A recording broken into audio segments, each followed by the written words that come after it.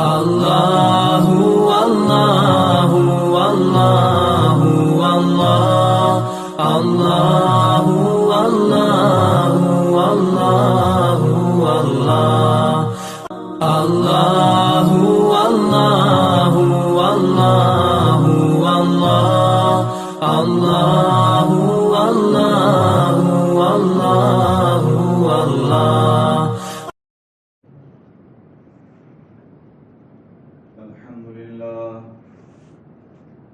الحمد لله نحمده ونستعينه ونستغفره ونعوذ بالله من شرور أنفسنا ومن سيئات أعمالنا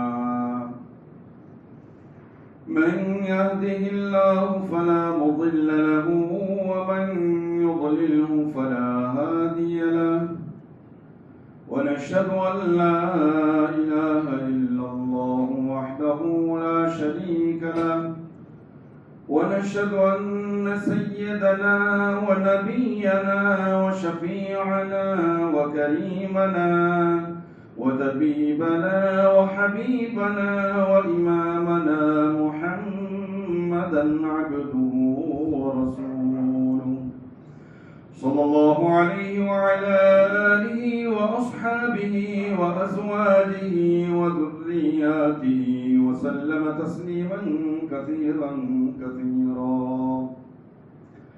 أما بعد فأعوذ بالله من الشيطان الرجيم بسم الله الرحمن الرحيم قل إن كنتم تحبون الله فاتبعوني يحببكم الله ويغفر لكم ذنوبكم والله غفور رحيم صدق الله العظيم وصدق رسوله النبي الكريم ونحن على ذلك من الشاهدين والشاكرين والحمد لله رب العالمين. عزیزو، دوستو، بزرگو، نوجوانوں، قابل احترام علماء، عزیز طلباء،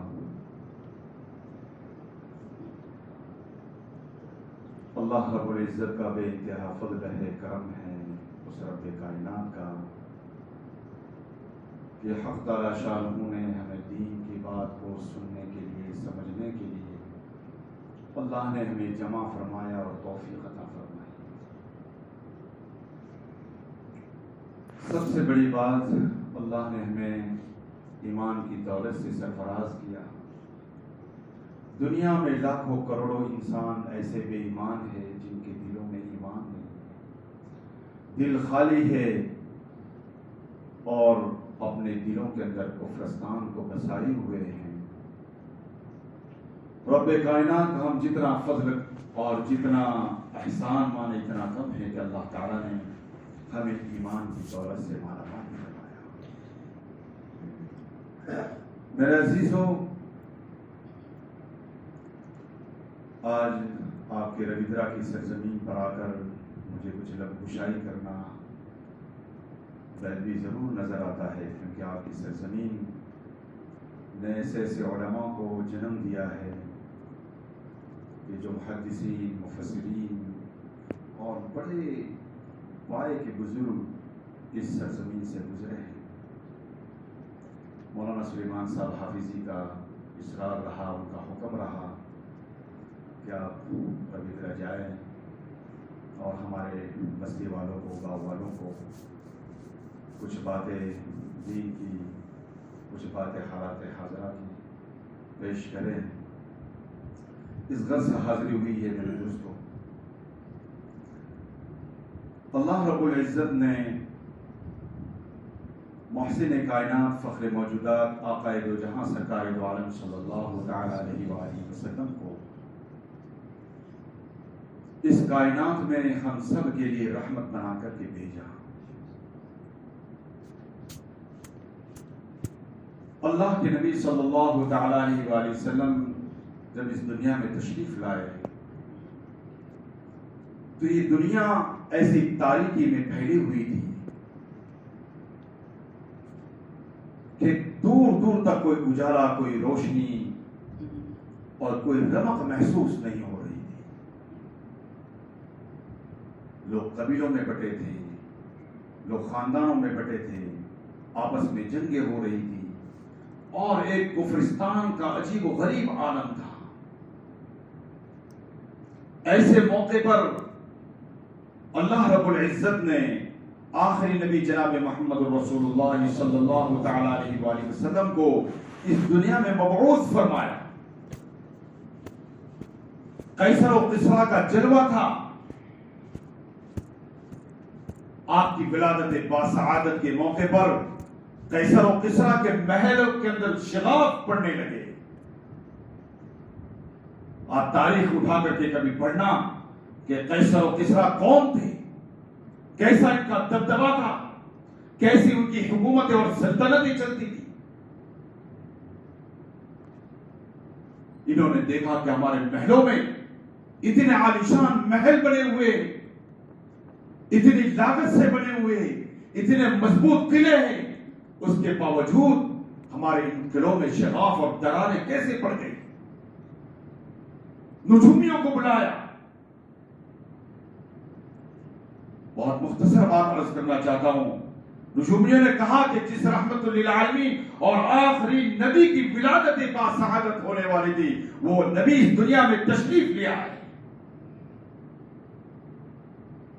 اس لیے اب دندان شکن جو ہے تمہارا کفرستان ٹوٹنے والا ہے، تمہارے بت ٹوٹنے والے ہیں، اور تمہاری جو بت پرستی ہے اور الہی کلمت اللہ سے تمہاری دوری ہے، اللہ سے تمہاری دوری ہے، ایک پالنہار سے تمہاری جو دوری ہے، ایک وحدہ لا شریک لہ سے تمہاری دوری ہے، وہ دوری تمہاری دور ہونے والی ہے، اور تمہارا دبدبا ہے وہ قلع کما ہونے والا ہے، وہ ناپید اور جو ہے ختم ہونے والا ہے۔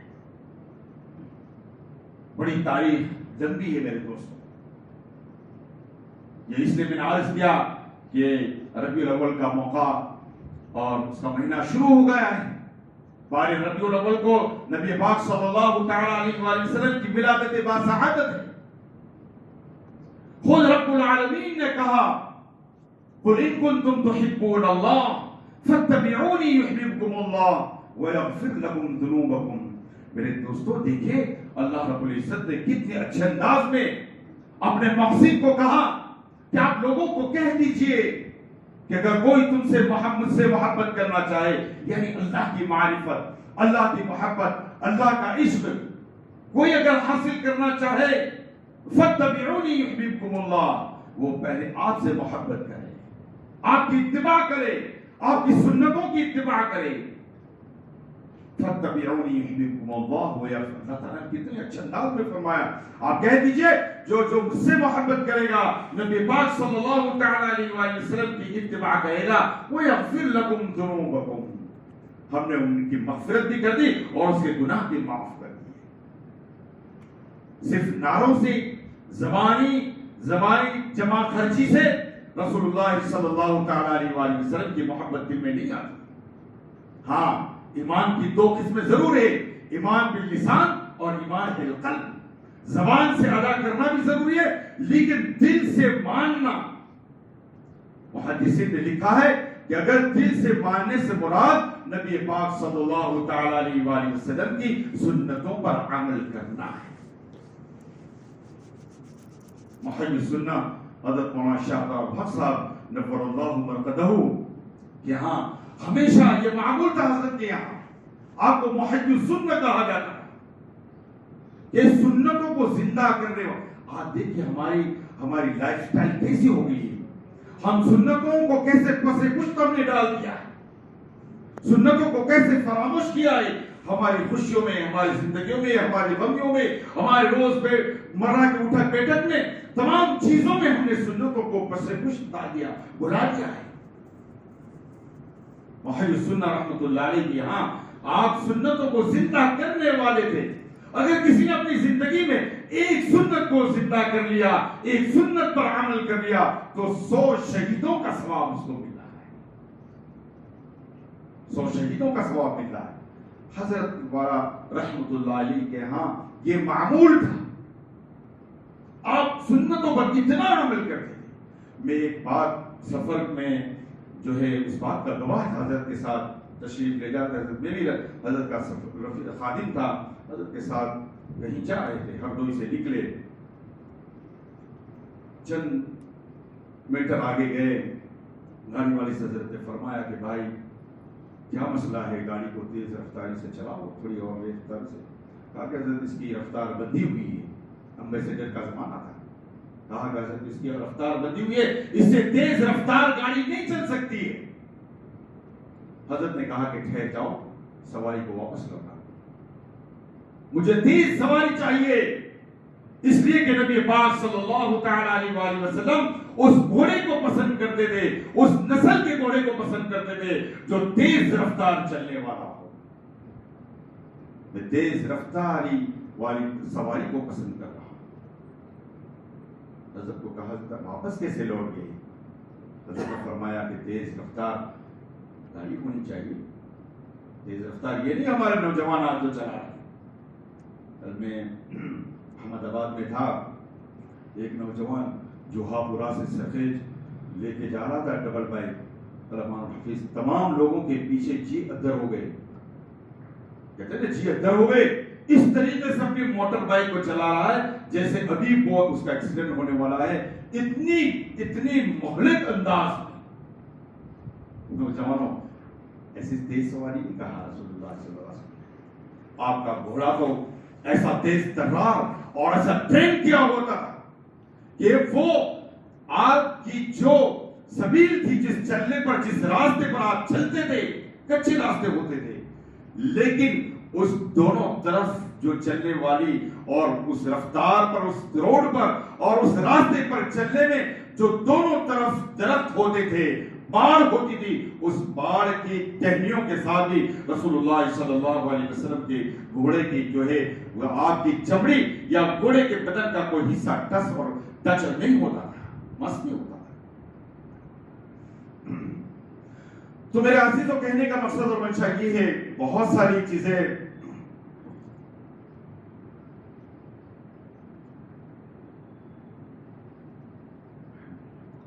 ذہن میں گردش کر رہی ہے. میں مختلف باتیں کروں گا اور مختلف موضوع کے پر بات کروں گا کیونکہ کم وقت میں بہت کچھ کہنا ہے.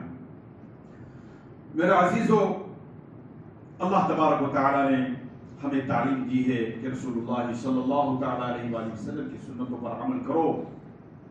الہی کلمت اللہ وہی تمہاری زندگی کا سرمایہ ہے، وہی تمہاری وراثت ہے. قرآن کو سینے سے لگاؤ. قرآن کتاب اللہ اور سنت رسول اللہ صلی اللہ علیہ وسلم، یہ دو تو ہماری وراثت ہے. اس کو چھوڑو کہ تو کامیاب نہیں ہو. کامیابی نہیں ہے، کامیابی تو اسی کے اندر ہے.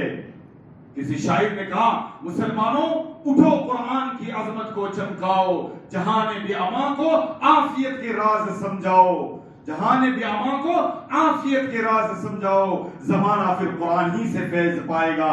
مٹے گی ظلمت شب، مٹے گی ظلمت شب اور سورج جگمگائے گا. آج دنیا کو ضرورت ہے، آج ہماری کمزوری ہے کہ آج ہم نے آقا صلی اللہ علیہ وسلم کے اخلاق کو، کردار کو اور آپ کے اسوہ حسنہ کو ہم نے پسے پشت ڈال دیا ہے. ہمارا آئیڈیل ہے، ہماری زندگی ہے رسول اللہ صلی اللہ علیہ وسلم کی زندگی پر. لقد کان لکم فی رسول اللہ اسوۃ حسنہ. ہمارے نوجوانوں، ہماری زندگی کا وہ جو طریقہ ہے، وہ طریقہ رسول اللہ صلی اللہ تعالی علیہ وآلہ وسلم کی زندگی ہے، آپ کی لائف ہے، آپ کا جیون چرتر ہے.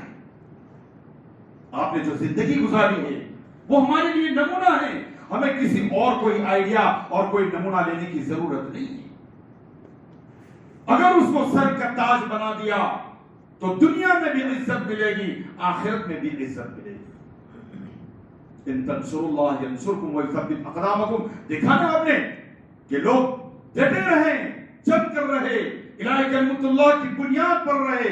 لوگ ذلیل و رسوا ان کو کرتے رہے، لیکن انہوں نے اللہ کی بنیاد پر، کتاب اللہ کی بنیاد پر، نبی پاک صلی اللہ تعالی علیہ وآلہ وسلم کے دین مبین، دین قیم اور دین حنیف کی سربلندی کے لیے وہ ڈٹ کر رہے۔ اللہ نے دنیا کی سب سے بڑی عزت بنائی اور تخت و تاج دے دیا اللہ تعالیٰ نے۔ کہیں نہیں سوچا کہ ہم داڑھی رکھ کر کے کیسی مجلسوں میں، کیسی کانفرنسوں میں جائیں گے، لوگ پینٹ شرٹ والے اور بڑے بڑے شوٹ اور ٹائی والے ہماری ذلت و رسوائی کی نگاہ سے دیکھیں گے۔ آپ نے اس کی پرواہ نہیں کی، انہوں نے یہ دل میں ٹھان لیا تھا کہ ایک کتاب اللہ اور رسول اللہ صلی اللہ تعالی علیہ وآلہ وسلم کے سنتوں کو جہاں جائیں گے زندہ کریں گے، جس حال میں جائیں گے زندہ کریں گے، اور جس موقع پہ وہ زندہ کریں گے۔ اللہ نے تخت عطا کر دیا، بڑی بڑی طاقتیں شکست ہو گئی، زیر ہو گئی۔ دنیا میں کہنے والے تھے کہ پہاڑوں کی گود میں سانس لینے والا انسان کو بھی ہم پہچان لیں گے، اس کو بھی ہم ڈھونڈ نکالیں گے۔ یہ ساری ٹیکنالوجی فیل ہو گئی۔ یہ سب سے بڑا معجزہ ہے ہمارے لیے عبرت ہے، ہمارے لیے نمونہ ہے مسلمانوں کے لیے۔ ہمیں مایوس ہونے کی ضرورت نہیں ہے۔ وَلَا تَهِنُوا وَلَا تَحْزَنُوا وَأَنْتُمُ الْأَعْلَوْنَ۔ شکستہ دل نہ ہو، بدظن نہ ہو، بددل نہ ہو، سست اور مایوس نہ ہو۔ وَلَا تَهِنُوا وَلَا تَحْزَنُوا، اور غم نہ کرو۔ وَأَنْتُمُ الْأَعْلَوْنَ، تم ہی کامیاب ہونے والے ہو، تمہاری کامیابی قدم چومے گی، لیکن شرط ہے کہ تم اللہ کی اتباع کرو، تم سچے اور پکے مومن، کامل مومن اور مسلمان بن جاؤ۔ یہ شرط ہے ہمارے۔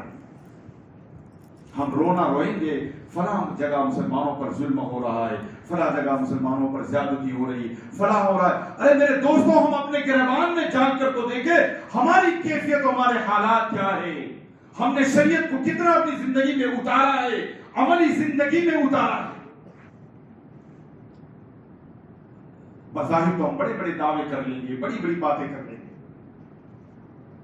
لیکن ندامت جب تک دل کے اندر اللہ کی محبت اور رسول اللہ صلی اللہ تعالی علیہ وآلہ وسلم کی محبت نہیں آئے گی، میرے دوستوں، ہماری زندگی کامیاب نہیں ہے۔ ہمارے دلوں کو آئینہ بناؤ۔ رسول اللہ صلی اللہ علیہ وسلم نے احادیث مبارکہ میں کہ اللہ تعالیٰ نے انسان کے دل کو آئینہ بنایا ہے۔ آج ہم نے اپنے دلوں کو سیاہ کر دیا ہے، گناہ کرتے کرتے سیاہ۔ جب انسان گناہ کرتا ہے تو اس کے دل کے اندر سیاہ نقطہ لگ جاتا ہے، دوسرا گناہ کرتا ہے دوسرا سیاہ نقطہ لگ جاتا ہے، ایسے کرتے کرتے اس کا دل سیاہ ہو جاتا ہے، پھر اچھی باتیں سمجھ میں نہیں آتی ہے، نیک باتیں سمجھ میں نہیں آتی، نیک اعمال کی توفیق نہیں ہوتی ہے۔ اذا فسد الفسد الجسد كله الا وهي القلب۔ اللہ کے رسول صلی اللہ تعالی علیہ وآلہ وسلم نے فرمایا کہ تمہارے جسم میں گوشت کا لوتھڑا ہے، اگر وہ صحیح سالم چلنے لگا تو تمہارے جسم کے تمام اعضاء، تمہاری آنکھیں صحیح جگہ دیکھنے لگے گی، تمہارے کان لوگوں کی غیبت سے بچیں گے، تمہاری زبان لوگوں کی برائی سے بچیں گے، قدم غلط جگہ پہ تمہارے قدم نہیں بڑھ پائیں گے اگر تم نے اس گوشت کے لوتھڑے کو صحیح سالم چلایا۔ اگر اس کے اندر فساد پیدا ہو گیا، خرابی پیدا کر دی، گناہ کرتے کرتے تم نے اس کو سیاہ کر دیا، تو تمہیں کوئی اچھی بات سمجھ میں نہیں آئے گی، جو ہے عبادت کی، نمازوں کی حلاوت اور لذت نہیں آئے گی۔ ان الصلاۃ تنہی عن الفحشاء۔ آج کہتے ہیں کہ اتنی ہم نمازی پڑھ رہے ہیں، اتنے خشوع و خضوع کے ساتھ پڑھ رہے ہیں، نمازوں کا اہتمام کر رہے، اس کے باوجود ہماری زندگیوں میں تبدیلی نہیں آ رہی، گناہوں سے بچنے کی سخت اور طاقت پیدا نہیں ہو رہی۔ میرے عزیزوں، معاف فرمائے، ہماری نمازیں بے جان ہیں، ہماری نمازوں میں خشوع و خضوع نہیں رہا، تو لذت کیسے آئے گی؟ گناہ سے بچنے کی طاقت اور طاقت کیسے آئے گی؟ جب ہماری نمازیں درست ہوگی، اللہ کی معرفت والی ہوگی، اللہ سے اپنے آپ کو جڑ کر کے اگر ہم نے نمازوں کو ادا کیا تو جو ہے انشاءاللہ دل کے اندر یہی ہے، الا بذکر اللہ تطمئن القلوب، اللہ کے ذکر اندر جو ہے اطمینان اور سکون ہے۔ اللہ کا ذکر کرو۔ ہمارے بزرگوں کی یہاں خانقاہوں کے اندر جو ہے ذکر کی وردیں لگائی جاتی ہے۔ کیوں لگائی جاتی ہے؟ اس لیے کہ دل کو صاف کرنا۔ افضل الذکر لا الہ الا اللہ۔ میرے دوستوں ہماری عملی زندگیوں کے اندر ان سب چیزوں کا لانا انتہائی ضروری ہے. جب ہم اپنے آپ سے شروع کریں گے, اپنا اعمال صالحہ کو درست کریں گے, تو ہماری زندگیوں کے اندر ہماری نمازیں درست ہوگی, ہمارا معاشرہ درست ہوگا. آج آپس میں لڑائیاں, آپس میں نا اتفاقیاں, چھوٹی چھوٹی باتوں میں ایک دوسرے سے قطع تعلقی, یہ کتنا بڑا جرم ہے معاشرے میں. آج جو ہے معاشرے کے اندر سود کی لین دین کتنا آسان بن گیا ہے, اور اس کی وعیدیں رسول اللہ صلی اللہ تعالی علیہ وآلہ وسلم نے, اور خود قرآن کریم میں اللہ رب العزت نے فرمایا وَحَلَّ اللَّهُ الْبَيْعَ وَحَرَّمَ الرِّبَا, ہم نے بیپار کو, دھندے کو, تجارت کو تمہارے لیے حلال بنا دیا ہے. تمہارے لیے حلال ہو, چاہے جتنا کماؤ حلال کماؤ, عثمان غنی کا خزانہ جمع کر لو, لیکن جو ہے حلال کماؤ. وَحَلَّ اللَّهُ الْبَيْعَ وَحَرَّمَ الرِّبَا, لیکن سود کو, بیاج کو, انٹرسٹ کو جو ہے تمہارے لیے حرام ہے, اس کے لیے جائز نہیں. آج ہمارے معاشرے میں یہ بیماری دماغ کی طرح, ادھے کی طرح آ رہی ہے, غیر محفوظ طریقے سے آ رہی ہے, اور اسلام دشمن طاقتیں اس پر اتنا زور لگا رہی ہے کہ ایک مسلمان کے ساتھ اگر اس کی رزق کا معاملہ اس کے ساتھ چھیڑ چھاڑ کر دیا, غلط جو ہے حرام لقمہ اگر اس کی حلق سے نیچے اتار دیا, تو ہماری تمام چیزیں کامیابی, ہمیں ہتھیار لے کر کے اور ویپنز لے کر کے ان کے سامنے لڑنے کی ضرورت نہیں ہے. ان کے حلق کے نیچے حرام روزیاں اتار دو. یہ باطل اسکیمیں آپ کے گھروں کے پاس آتے نا, محلے میں آپ کو عورتوں کو کہتے 5,000 کی لون دیں گے, 10,000 کی لون دیں گے, 20,000 کی لون دیں گے. ہماری عورتیں ملوث ہو گئی, دیہاتوں میں معلوم نہیں, لیکن ہمارے شہروں کے اندر عام جو ہے چھوٹی چھوٹی کریڈٹ سوسائٹیاں بیاج پر, سود پر عورتوں کو جو ہے دے رہی ہے. دیکھیے آپ کس راستے سے, کس چور راستے سے وہ گزرے. مجبور ہوتی ہے عورتیں, لے لیتی ہیں, موبائل نمبر ان کے پاس آ جاتے ہیں, پھر قسم قسم کی جو ہے فحش باتیں ہونے لگتی ہے, اور وہ معاملہ کہاں تک پہنچتا ہے, کتنے واقعات آ گئے سامنے. بلمان الحفیظ, اللہ تعالیٰ پوری امت مسلمہ کی, ہماری عورتوں کی سب کے اللہ حفاظت فرمائے. میرے عزیزوں, یہ بیاج اور سود یہ گناہ کبیرہ ہے, یہ جنت سے جہنم میں لے جانے کے لیے کافی ہے. اللہ کے رسول صلی اللہ تعالی علیہ وآلہ وسلم نے فرمایا سود لینا, سود کو دینا, سود میں گواہی دینا, یہ تمام لوگ جو ہے برابر کے گنہگار ہیں, برابر کے گنہگار ہیں, کسی میں شریک نہ ہو. ہمارے یہاں ایک حاجی صاحب تھے, بہت جوانی کے اندر ان کو بینک کے اندر نوکری ملی, اچھی پوسٹ تھی, اچھی تنخواہ تھی. ان کو جب دین کا احساس ہوا چند سالوں میں کہ یہ بینک کی نوکری کر رہا ہوں اور سود کا لین دین ہو رہا ہے, یہ میرے لیے علماء سے مشورہ لیا. انہوں نے بینک کی نوکری چھوڑ دی. میں آج قسم کھا کے اللہ کے گھر میں بیٹھ کے کہہ رہا ہوں, آج ان کا پورا خاندان دیندار ہے. اللہ نے اتنا نوازا, برسہ برس ہماری مرکز جامع مسجد میں وہ نماز ادا کرتے رہے. ابھی تقریباً 90 سال کی عمر میں ان کا انتقال ہوا. جو شریعت کے پابند, تکبیر اولیٰ کے پابند ہمیشہ رہے. اولاد کو اللہ تعالیٰ نے بخش دیا, مال بھی دیا, دین بھی دیا, دنیا ساری چیزوں سے اللہ نے نواز دیا, کوئی چیز کی کمی نہیں دی.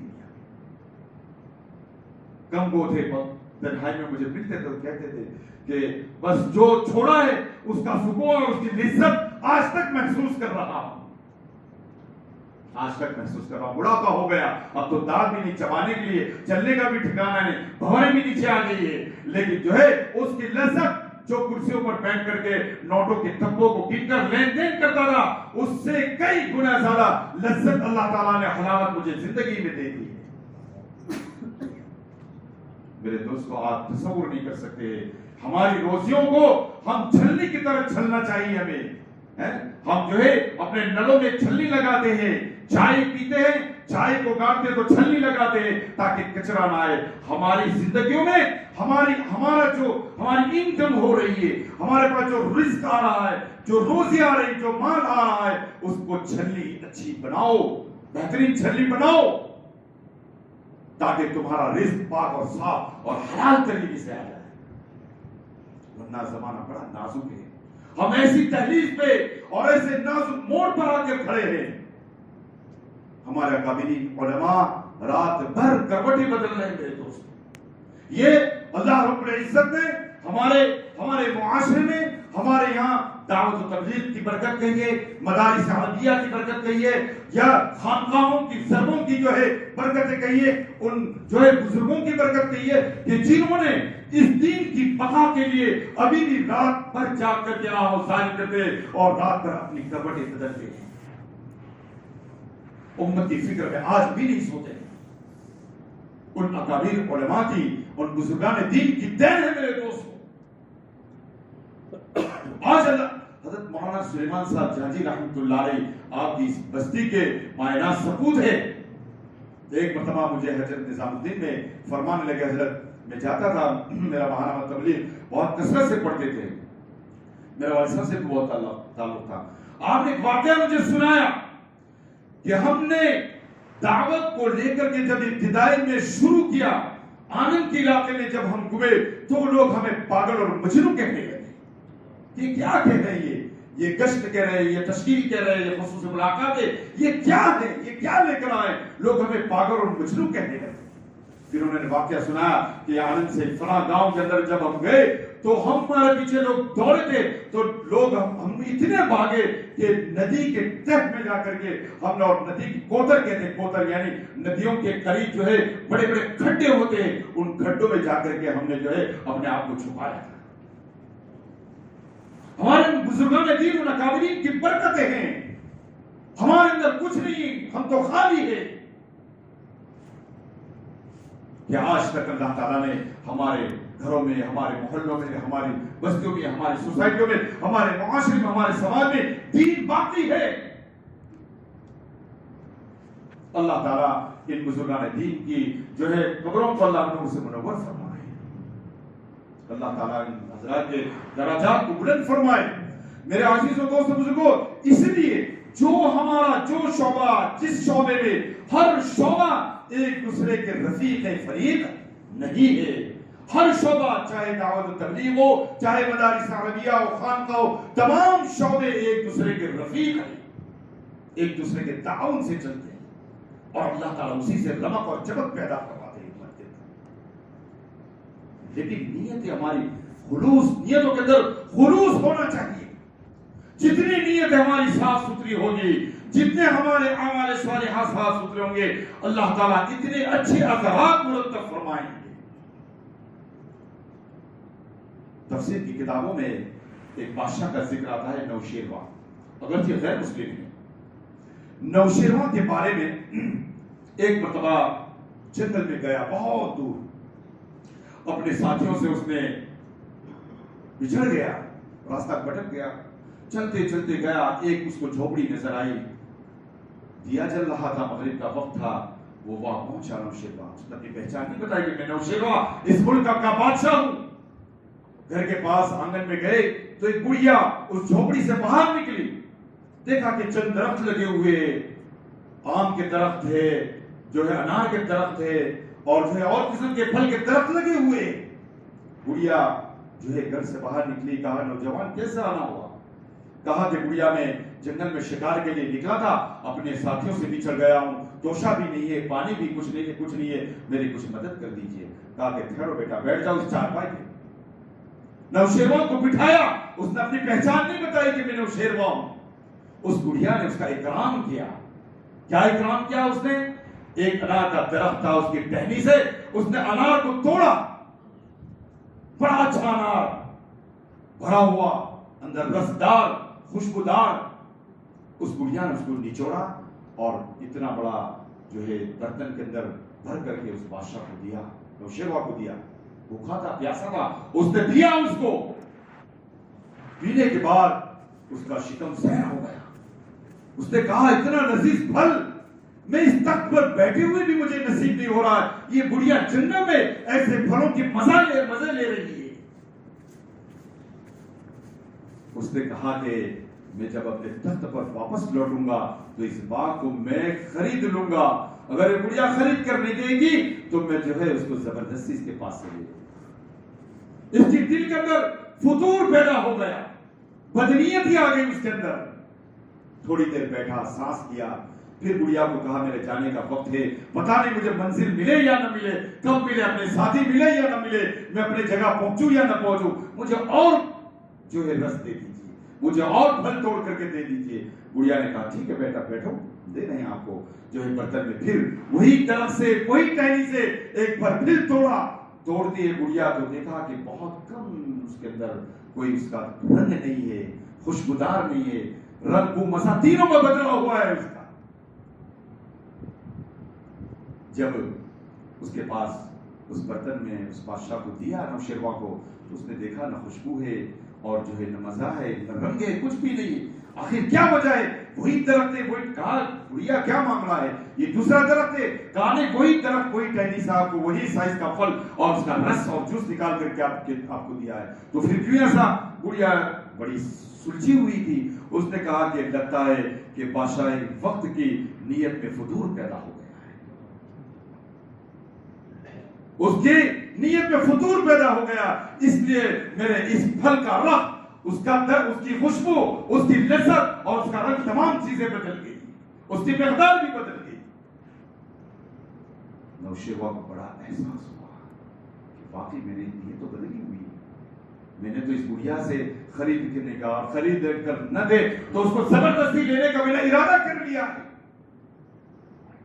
کہا کہ گڑیا میں معافی چاہتا ہوں, میں نوشیروان ہوں اور میں بادشاہ ہوں اس وقت کا. میں نے نیت کی تھی کہ تم نہیں دو گی تو جو ہے میں تم سے زبردستی لے لوں گا, لیکن میں تم مجھے معاف کر دو, میں ایسا نہیں کروں گا. اور جو ہے میری بدنیتی کی وجہ سے اللہ نے جو ہے مانتا تھا وہ کہ خدا ہے کہ اللہ ہے کہ, اس کی وجہ سے اللہ نے جو ہے اس پھل کے اندر سے رنگ و مزہ تینوں کو چھین لیا. سوچیے میرے دوستو, نیت کے دار و مدار پر, نیت پر کتنے بڑے فیصلے اللہ تعالیٰ فرماتے ہیں. اس لیے اپنی نیتوں کو ہمیشہ درست کرے. اپنے اعمال انما الاعمال بالنیات, بخاری شریف کی سب سے پہلی حدیث ہے.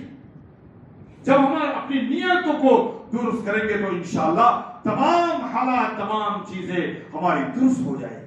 ہم عمر بن عبدالعزیز کے زمانے میں ایک ہی گھاٹ پر جو ہے بھیڑیا اور بکری ایک ہی گھاٹ کے اوپر جو ہے پانی پیتے تھے. عمر بن عبدالعزیز کا جب انتقال ہوا تو جنگل کے اندر چرواہا بکریوں کو چرا رہا تھا, تو جس گھاٹ سے بکری پانی پیتی تھی, بکری کا ریوڑ جب وہاں گیا تو بھیڑیے نے جھپٹ مار دی. تو اس چرواہے نے کہا کہ لگتا ہے کہ عمر بن عبدالعزیز کا انتقال ہو گیا ہے. کہا کہ عمر عبدالعزیز کے تخت کے زمانے میں, اس کی سلطنت کے زمانے میں کبھی کسی بھیڑیے نے میری بکری پر جھڑپ نہیں ماری ہے. آج ایک بھیڑیے نے میری بکری پر جھڑپ مار دی, لگتا ہے عمر بن عبدالعزیز کا انتقال ہو گیا ہے. ایک راہگیر گزر رہا تھا, اس وقت کوئی ذرائع ابلاغ نہیں تھے. کہا کیسے پہنچا, کیسے خبر؟ وہ راہگیر تھا, اس نے وقت بھی دیکھ لیا, اس نے تاریخ بھی دیکھ لی, ساری چیزیں. جب بستی میں گیا تو لوگوں سے پوچھا تو کہا کہ ہاں اسی وقت عمر بن عبدالعزیز کا انتقال ہوا. انسان کی نیتوں پر اور انسان کی کردار کا کتنا بڑا اثر معاشرے پر, جانوروں تک پڑتا ہے. انسان اس کا اثر جانوروں پر پڑتا ہے. اللہ رب العزت نے ہمیں یہ زندگی عطا کی ہے, یہ مختصر سی زندگی ہمارے لیے, یہ مسافر خانہ ہے. آج دیکھتے ہیں نا ہماری زندگیاں کیسے ہو گئی ہے. آج موت کا کوئی منازع نہیں رہا. پہلے ہمارے گاؤں میں, بستیوں میں ایک موت ہوتی تھی, ماتم ہو جاتا تھا. ارے بنگی کا یا کسی اور برادری کے وہاں بھی موت ہو جائے تو پورا گاؤں جو ہے ذکر کرتا تھا کہ فلاں کی موت ہو گئی, فلاں کی موت ہو گئی, فلاں کی موت ہو گئی. آج موت کتنی عام ہو گئی ہے, کتنی کم عمروں میں موت ہو گئی ہے. کل جو ہے ہمارے یہاں ایک بہت نوجوان ماشاءاللہ حافظ القرآن, بڑی خدمات ان کی, کئی تنظیموں کے ساتھ جڑے ہوئے, مسجد انعام کے نائب امام, عشاء کی نماز انہوں نے پڑھائی, رات کو 2 بجے ہارٹ اٹیک کا انتقال ہو گیا. حافظ اسحاق صاحب سارودی مولانا جی کے رشتہ دار ہے, کزین ہیں ان کے, اللہ تعالیٰ ان کی مغفرت فرمائے, ان کے درجات کو بلند فرمائے. بڑے بڑے خلیق انسان تھے, بڑا کام کیا انہوں نے. لیکن موت تو ہر انسان کو آنے والی, کل نفس ذائقۃ الموت, ہر ایک جاندار کو موت کا مزہ چکھنا ہے، لیکن بعض موت ایسی آتی ہے جو انسان کی زندگی میں کرنٹ کی طرح جھٹکا دے کر کے جاتی ہے، وہی ہمارے لیے عبرت ہے، وہی ہمارا ٹرننگ پوائنٹ ہے، وہیں سے ہم کو موڑنے کی ضرورت ہے۔ یہاں یہ موت، اچانک موت آ رہی کرنٹ کی طرح، اس نے ہمارے دل و دماغ پہ اثر کیا ہے، اب ہمیں اپنی زندگی میں تبدیلی لانے کی ضرورت ہے۔ میرے عزیزو، جب ہماری زندگی میں تبدیلی نہیں آئے گی، وہاں تک کچھ ہونے والا نہیں، ہماری زندگی خوشگوار نہیں بن سکتی۔ آج ہر انسان پریشان ہے، اولاد سے، مال سے، جان سے، گھر سے، کئی پریشانیاں کے اندر لوگ انسان مبتلا ہے۔ لوگ جو ہے معاملہ کرتے ہیں۔ اپنی روزیوں کا محاصرہ کرو، اس کی جانچ پڑتال کرو۔ ایسا تو نہیں کہ ہماری روزیوں کے اندر کوئی جو ہے خلل واقع ہو رہا ہو، کہیں حرام روزی آ رہی ہو ہمارے گھروں کے اندر، اس کا اہتمام کرو میرے دوست۔ اگر گھروں کے اندر چین اور سکون چاہتے، اللہ کا ذکر پیدا کرو، خشوع خضوع دلوں کے اندر پیدا کرو، اور نماز کے اندر جو ہے انتہائی اہتمام کے ساتھ، خشوع خضوع کے ساتھ نماز ادا کرو۔ انشاءاللہ کامیابی تمہارے، کہیں مایوس ہونے کی ضرورت نہیں۔ حالات اور زمانے آتے آئے ہیں، آتے گئے ہیں اور آتے جائیں گے، لیکن ہم اس رسول اللہ صلی اللہ تعالی علیہ وسلم کی امت ہے کہ ہمیں کہیں رہبری لینے کی ضرورت نہیں ہے۔ ہمارے قرآن ہمارا کنسٹیٹیوشن ہے، ہمارا آئین ہے، ہمارا بندرن ہے، قیامت تک اس پر ہمیں عمل کرنا ہے، اور وہی ہماری زندگی میں ہماری کامیابی، دنیا اور آخرت کی کامیابی اور کامرانی اسی کے اندر ہے۔ میرے عزیز و دوستو بزرگوں، اللہ رب العزت نے زندگی ہمیں عطا کی، اس کی قدر کرنی چاہیے۔ اذا مات الانسان انقطع عنه عمله الا من ثلاث، الا من صدقة جاریہ او علم ينتفع به او ولد صالح يدعو له۔ جب انسان کا اس کی جسم سے روح جب الگ ہو جاتی ہے، اس کے بعد سارے اعمال منقطع ہو جاتے ہیں، انسان ایک سبحان اللہ کہنے کا محتاج ہو جاتا ہے، سمجھے نہیں؟ محتاج ہو جاتا ہے انسان، لیکن بتایا تین چیزیں ایسی ہیں کہ اس کو قبر میں کام آئے گی۔ اذا مات الانسان انقطع، قطع ہو جاتی ہے تمام چیزیں انسان کے مرنے کے ساتھ ہی، تین چیزیں کام آنے والی ہے، وہ تین چیزوں کو یاد رکھ لے۔ انقطع عنہ عملہ الا من ثلاث، الا من صدقۃ جاریہ۔ صدقہ جاریہ ہے آپ کے لیے، جو صدقہ جاریہ آپ نے زندگی میں کیا ہے، یہ صدقہ جاریہ کا جو سوچ ہے، جو اس کی آئیڈیالوجی ہے، جو اس کی وچاردھارا ہے، وہ صرف اسلام کے اندر ہے۔ صدقۃ جاریہ فکر آخرت اور قوموں کے اندر نہیں ہے، فکر آخرت صرف اسلام کے اندر ہے۔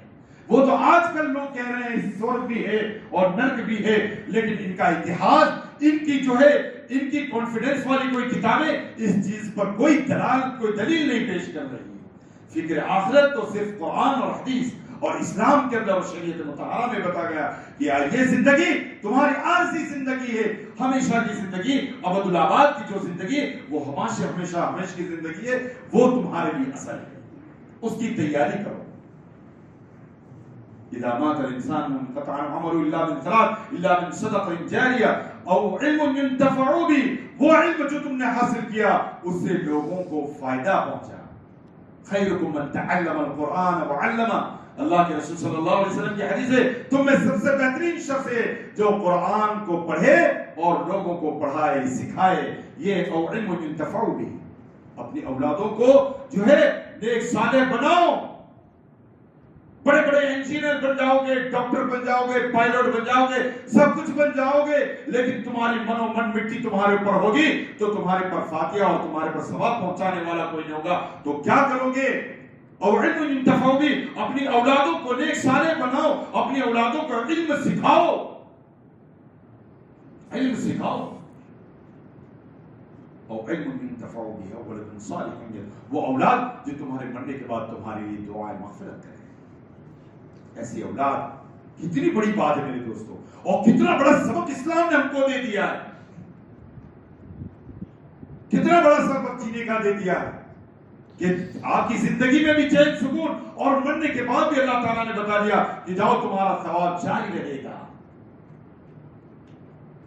عزیزو دوستوں بزرگوں، بہت ساری چیزیں ذہن میں گردشیں کر رہی ہے، لیکن میں مختلف باتیں کر رہا ہوں تاکہ جو ہے ہر بات پر کچھ نہ کچھ روشنی آ جائے اور بات ہماری سمجھ میں آ جائے، اور تاکہ آج امت جو ہے ہمارے نوجوان کس حال میں ہے، لوگ پریشان ہیں، پوری امت کے اندر کہاں کہاں مسلمانوں پر ظلم و ستم ہو رہے، زیادتیاں ہو رہی ہے، اور ہمارا نوجوان غافل کی نیند، غفلت کی نیند میں سو رہا ہے۔ میں کل گزر رہا تھا ایک بستی سے، تو میں نے دیکھا ایک اوٹا ہے محلے میں، شہر میں سمجھ لیجئے، اور اتنے سارے نوجوان بیٹھے ہوئے کثیر تعداد میں، اور تمام مسلمان ہیں، لگا کہ 100% مسلمان تھے، اور تمام اپنے موبائلوں کے اندر مشغول تھے۔ دنیا کو جو ہونا ہونے دو، فحش کاریاں، بریانیاں، جو ہے بے شرمی، بے حیائی، تمام چیزیں مٹھیوں میں آ گئی ہے۔ تمہیں انہیں جو ہے بیڈ روم دینے کی ضرورت نہیں ہے، پرائیویسی دینے کی ضرورت نہیں، تمام چیزیں نوجوانوں کے ہاتھ میں آ گئی۔ اگر اس کے پر دار و مدار ہے کہ وہ اس کو کس طریقے سے استعمال کر رہا ہے، صحیح طریقے سے استعمال کر رہا ہے تو اس کے لیے باعث ثواب ہے، اگر وہ اس کو غلط طریقے سے استعمال کر رہا ہے تو اس کے لیے گمراہی اور بربادی ہے۔ کہاں جا رہی امت آپ دیکھ رہے سوچیں۔ ہمارے بوڑھے پرانے لوگ ہیں، ان کو معلوم ہوگی کہ آج سے 10 سال 20 سال 25 سال 30 سال کا زمانہ کیسا تھا، کتنا فاسٹ اور کتنا ٹیکنالوجی کے نام سے جو ہے دنیا کو کیسے تباہ و برباد اور کیسے آگ کے منہ میں دھکیل دیا گیا۔ لیکن میرے دوستو یاد رکھو، یہ دنیا کی دوسری قوموں کے لیے بربادی ہو سکتی ہے، مسلمان قوم کے لیے بربادی نہیں ہو سکتی ہے، خسارہ اور ٹوٹا نہیں ہو سکتا ہے، کیونکہ اس قوم کو اللہ تعالیٰ نے قرآن سے نوازا ہے، اس قوم کو رسول اللہ صلی اللہ تعالیٰ علیہ وآلہ وسلم کی اسوہ حسنہ سے نوازا ہے، اسوہ حسنہ سے نوازا ہے۔ میرا عزیز و دوست و بزرگوں، مجھے آگے سفر بھی کرنا ہے، وقت کافی ہو گیا ہے، اور زیادہ لمبی بات کرنا ٹھیک بھی نہیں ہے۔ بس الحمدللہ اللہ تعالیٰ جو باتیں کہی گئی ہے اللہ تعالیٰ اس پر عمل کرنے کی توفیق عطا فرمائے۔ جو ہے ہم ادھر ایک حضرت عبدالرحمن بن عاص رضی اللہ تعالیٰ عنہ سے روایت راوی ہیں، آپ فرماتے ہیں ان الایمان لا يخلق في جوف احدكم كما يخلق الثوب الخلق فاسألوا الله ان يجدد الايمان في قلوبكم، کہ جس طریقے سے آپ کپڑے پہنتے ہیں اس کپڑوں پر نقش و نگار ہوتے ہیں، اس کی سلائی ہوتی ہے، وہ نقش و نگار وہ سلائی کبھی باندھ پڑ جاتی ہے، کمزور پڑ جاتی ہے، سلائی اکھڑ جاتی ہے۔ کہا کہ تمہارے ایمانوں کی کیفیت بھی ایسی ہے، ایمان کا گراف کبھی اونچا ہوتا ہے، کبھی مڈل میں آتا ہے، کبھی لو ہو جاتا ہے، کبھی بہت زیادہ کمزور ہو جاتا ہے۔ تو کیا کرو گے؟ راوی حضرت عبدالرحمن بن عاص رضی اللہ فرماتے ہیں اللہ کے رسول صلی اللہ علیہ وسلم نے فرمایا فاسألوا اللہ، اللہ سے مانگو، سوال کرو، ان یجدد الایمان فی قلوبکم، اور اپنے ایمان کی تجدید کرو، اپنے ایمانوں کو تازہ کرو اپنے قلبوں کے اندر، اپنے دلوں کے اندر۔ اللہ سے مانگو، اللہ سے گڑ گڑاؤ اور کہو اللہ سے یہ بار الہ ہم تو گنہگار ہیں، تو بخشنے والا ہے، تو معاف کرنے والا ہے۔ کسی بہت اچھے فارسی کے شاعر نے کہا ہے من بخوابو پاسبان من توئی من جو تفلو ہرزو جانے من توئی گر نظارہ دام باشد ہر قدم چونتو با مائی نباشد ہے چغم کارے سہو استو نسیانو خطا کارے تو غفاریو بخشش عطا۔ یہ رب کائنات ہم تو چھوٹے بچوں کی طرح ہیں، چلتے ہیں گر جاتے ہیں، چلتے ہیں گر جاتے ہیں، دنیا میں ہم گناہ کر دیتے ہیں پھر سمجھ جاتے ہیں گناہ۔ اے باری الہ تو ہمیں جس طریقے سے چھوٹے بچہ گر جاتا ہے اٹھا لیتا ہے، اے باری الہ آپ ہم کو گر کر اٹھانے والے ہیں، ہم گر جاتے ہیں، ہم جو ہے گناہوں میں مبتلا ہو جاتے ہیں، آپ پھر ہم کو اٹھا لیتے ہیں۔ آپ تو جو ہے بہت بڑے بخشنے والے ہیں۔ من بخواہو پاسبان من توئی من چو تفلو حرزو جانے من توئی گر ہزارہ دام باشد ہر قدم چودو بائی نبائی نباچر ہے چگم۔ ہم تو کارے است و نسیان و خطا کارے تو غفاری و بخشش ہے، یا اللہ تو بخشش عطا کرنے والا ہے، تو معاف کرنے والا ہے۔ کتنے اچھے انداز میں شاعر نے کہا ہے، رات کو مانگے اٹھے میرے دوستو، ہمارے لیے مانگے، پوری امت کے لیے مانگے۔ آج ہر انسان پریشان ہے، ہر انسان، پوری امت مسلمہ پریشان حال ہے۔ اس نبی کی امت کو کیا ہو گیا؟ کس مجاہدوں سے، کن تکلیفوں سے آقا صلی اللہ علیہ وسلم نے اس امت کو سینچا ہے۔ اور جب غزوہ احد کے موقع پر مسلمان جو ہے شکستہ دل ہو گئے، سست ہو گئے، قاہر ہو گئے، اس وقت اللہ تعالیٰ آپ صلی اللہ علیہ وسلم نے کہا ان صحابہ کی کیا حالت ہو گئی، کیوں یہ جو ہے شکستہ دل ہو گئے، کیوں مایوس ہو گئے؟ اس وقت کہا وَلَا تَهِنُوا وَلَا تَحْزَنُوا وَأَنْتُمُ الْأَعْلَوْنَ إِن كُنتُم مُؤْمِنِينَ۔ اللہ تعالیٰ دلاسا دے رہے، اللہ تعالیٰ ہمت افزائی کر رہے کہ مایوس مت ہو، بددل نہ ہو، اور جو ہے آپ مایوس اور سست نہ ہو، غم نہ کرے، فکر نہ کرے۔ صحابہ کو کہا غم نہ کرو، تم تو سچے پکے مومن ہو، ایمان والے ہو، کامیابی تمہاری قدم چومے گی، تم جو ہے جمے رہو، ڈٹے رہو۔ صحابہ اکرام رضوان اللہ تعالی اجمعین کا کردار دیکھو، جو الہی کلمت اللہ کی دعوت کو لے کر کے دنیا کے خطوں میں بھیج دیا اللہ تعالیٰ نے۔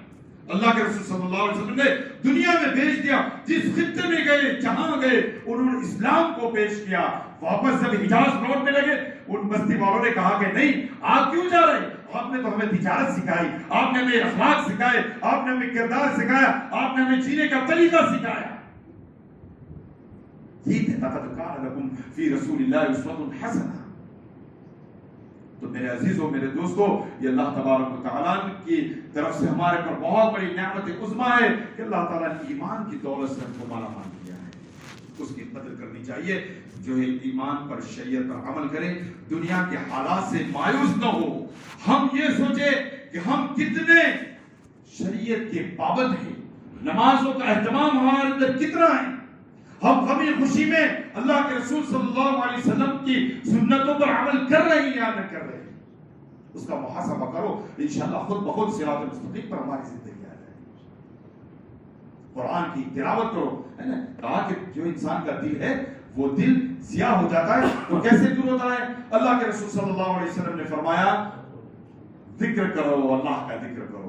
اللہ کے ذکر سے جیسے لوہے پر زنگ لگ جاتا ہے، اس کو گھیسنا پڑتا ہے۔ نماز اللہ کا ذکر ہے، افضل ذکر لا الہ الا اللہ، اللہ کا ذکر ہے۔ قرآن کی تلاوت اللہ کا ذکر ہے۔ آج معاف فرمائے اللہ تعالیٰ جو ہے ہمارے دلوں سے قرآن کی عظمت اور قرآن کی محبت نکل گئی۔ ہمارے اندر معاشرے میں کتنے لوگ ایسے ہیں، آپ بتائیے ایمانداری سے، کہ جو ہے روزانہ قرآن پڑھنے کے پابند بہت کم ہے۔ نوجوانوں کے اندر تو خال لوگ نظر آئیں۔